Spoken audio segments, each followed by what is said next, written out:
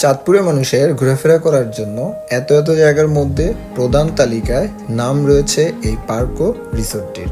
আর আমি বর্তমানে চাঁদপুরে এমন একটি জায়গায় অবস্থান করছি যেখানে চাঁদপুরের সকল বয়সী মানুষের আগমন হয়েছে। ছোট থেকে বড়, বড় থেকে বুড়ো, এমন কোনো মানুষ বাকি নেই যারা চাঁদপুরের এই পার্কটিতে এখন পর্যন্ত আসেনি। ভিডিওটি দেখে অনেকেই বুঝতে পারছেন বর্তমানে আমি চাঁদপুরে কোন জায়গায় অবস্থান করছি।